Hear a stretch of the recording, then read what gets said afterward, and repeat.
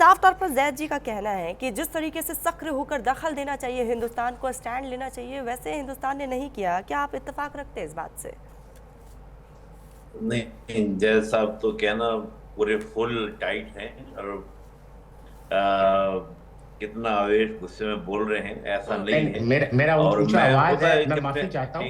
मेरी जय आवाज ऊंची है, मैं जय माफी साहब चाहता की हूँ। अपनी जय साहब के अपना विचार होगा, मैं उनके हम्म। विचार को खंडन नहीं कर सकता, क्योंकि हमारा संविधान ही आर्टिकल 19 ए इस प्रकार की इजाजत देता है कि आपका जो मन करे आप बोलें, आप कहिए।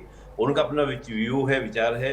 लेकिन मैं जय साहब से एक प्रश्न ये करना चाहूंगा कि हम्म। भारत ने आज तक कब, नेहरू जी के दौर से लेके आज तक, कब किसी दो देशों के झगड़े में टांग अड़ाई? एक मुझे वाक्य बता दीजिए नेहरू जी का 1950 का, नॉर्थ कोरिया साउथ कोरिया को छोड़कर, उसके अलावा किसी भी वाक्य में कोई हमने हस्तक्षेप किया हो।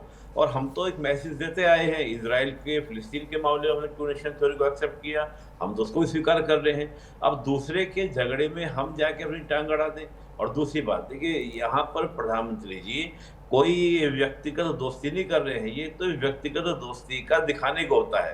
हम्म। पीएम मोदी को किसी भी देश से अगर कोई ऑनर मिलता है तो वो ऑनर पीएम मोदी को व्यक्तिगत नहीं मिलता। पीएम मोदी तो बोलते हैं अक्सर कि ये सम्मान 140 करोड़ लोगों का सम्मान है।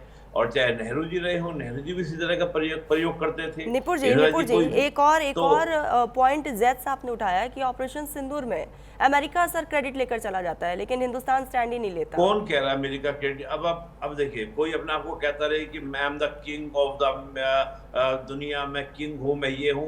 कहने से क्या होता है? भारत ने क्या क्रेडिट दिया? भारत ने कहा अब मैं कहने लगूं I am the king hmm. Of the South Arabia, I am the king of Iran, ऐसे कहने थोड़ी ना हो जाता है।